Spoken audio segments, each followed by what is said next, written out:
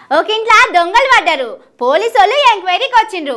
Road మీద పోయేటాయన అక్కడికి వచ్చి ఇగో ఈ పక్కింటి ఆయననే దొంగతనం చేసిండు, నేను నా కళ్ళతోని చూసిందని అన్నాడు. పోలీసులు పోయి పక్కింటి ఆయనను అరెస్ట్ చేసిండ్రు.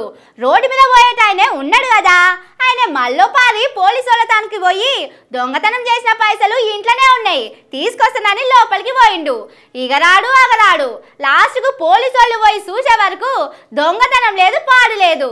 ఆ పక్కింటి ఆయనే బిడ్డ పెళ్లి కోసం ఇంట్లో దాచుకున్న పైసలు పట్టుకొని వాడు అవతల పడ్డాడట. ఇగో ఇది కూడా అట్లనే ఉన్నది. వెనకటికి ఒక ఆయనే తోక కనబడ్డదంటే ఇంకొక ఆయన అది పులి తోకనే అన్నాడట.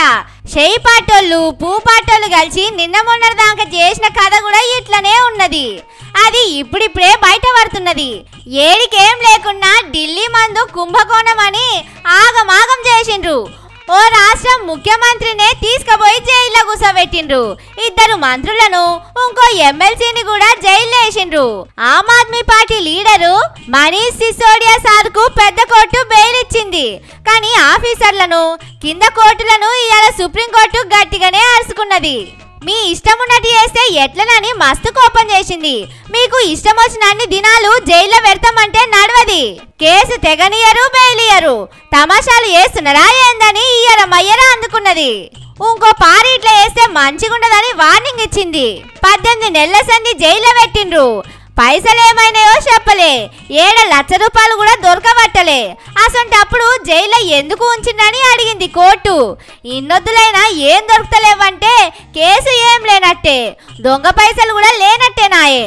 అంటే ఇన్నొద్దులు ఇంత కథ ఎందుకు చేసినట్టు, ఎవల మేలు కోసం చేసినట్టు అనేది బయటపడాలి.